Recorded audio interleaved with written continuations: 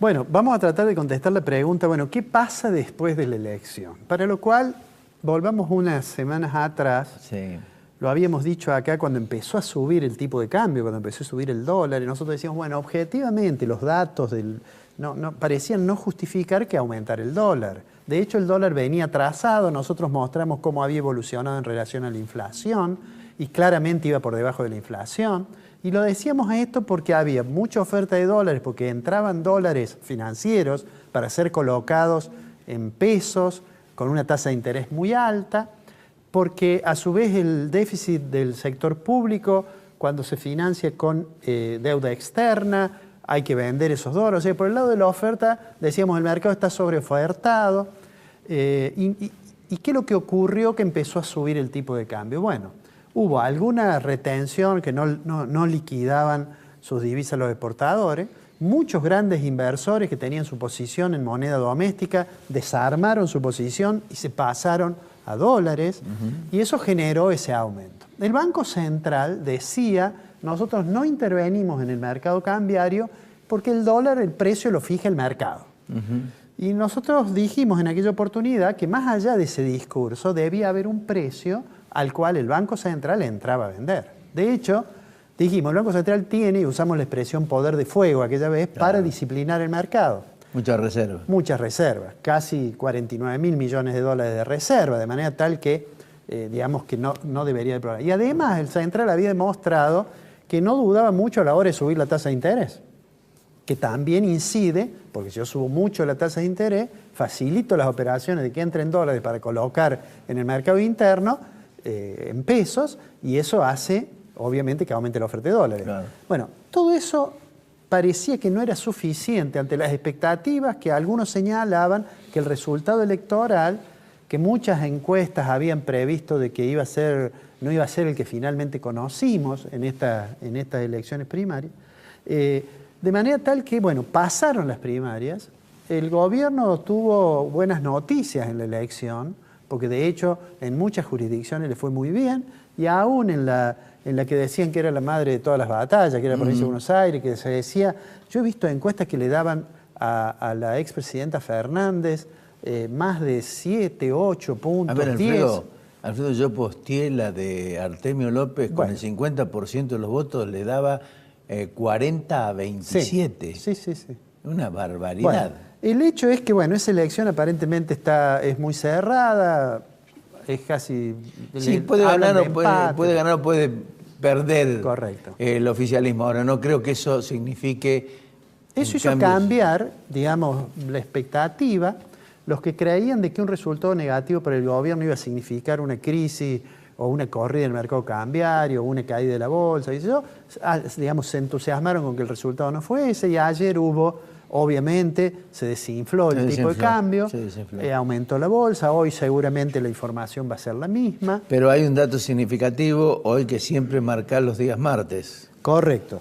A eso iba ahora. Hoy vencen, hoy tiene que resolver el Banco Central qué hace con una licitación de LEBAC. Recordémosle a la gente, la LEBAC es un título que usa el Banco Central para sacar dinero de la economía, que tiene una tasa altísima.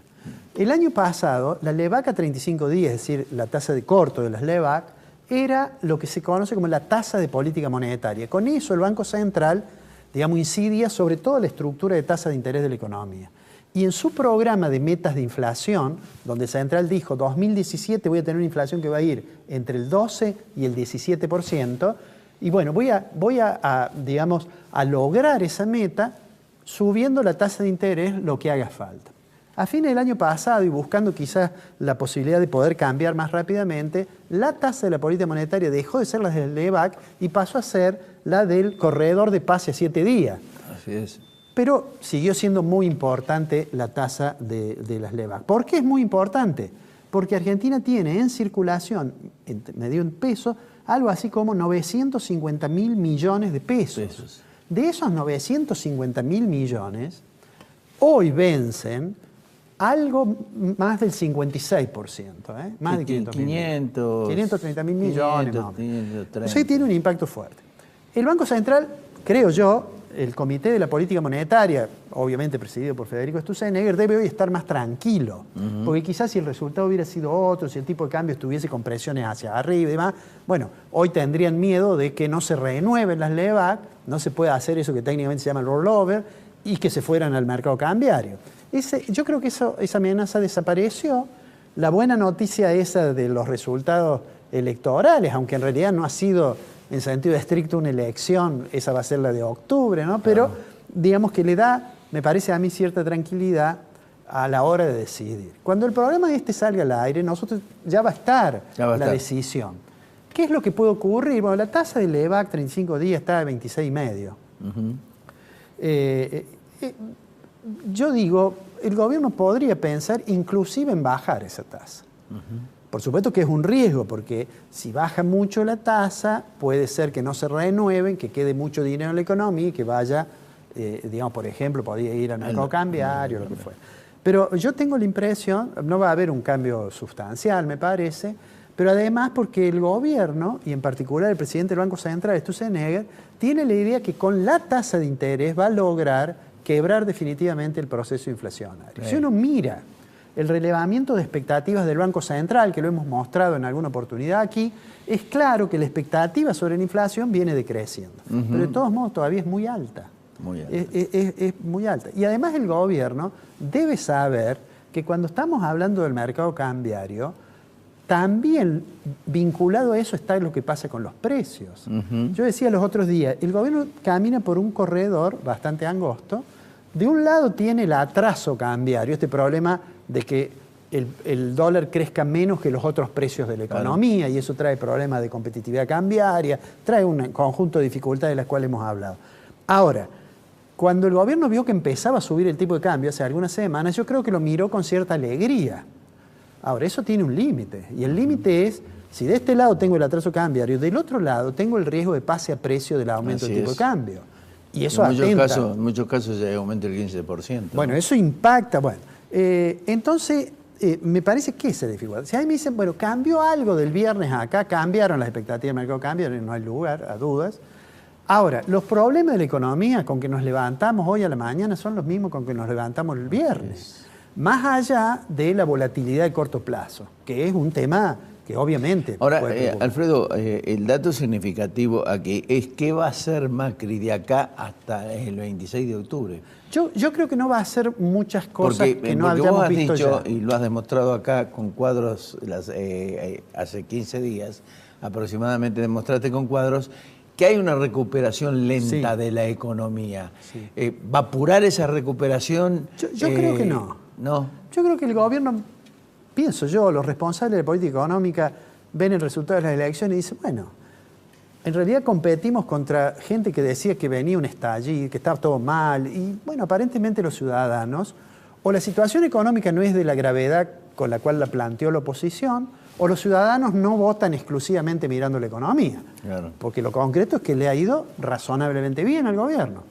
Además, el proceso de recuperación, ese que veíamos que comenzó por el agro, tenemos la construcción, y que en la industria todavía es muy heterogéneo. Primero arrancan maquinaria agrícola, después, digamos, se van sumando. Me parece que de acá a octubre, en realidad, nosotros dijimos cuando empezó este proceso de la campaña, dijimos que la oposición empezó a denunciar que estaba todo muy mal y que lo hiciera rápido porque cuando cambiara eso, le iba a dificultar el discurso.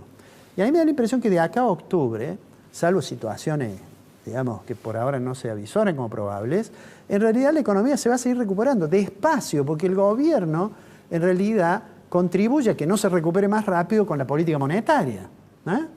Yo he dicho alguna vez que me parece que la política monetaria del gobierno es demasiado dura. Y además creo que ya hay un nivel en que la inflación no se resuelve exclusivamente subiendo la tasa de interés. Además, signos políticos importantes, la presencia del vicepresidente de Estados Unidos, del expresidente de Estados Unidos que ya está en la Argentina.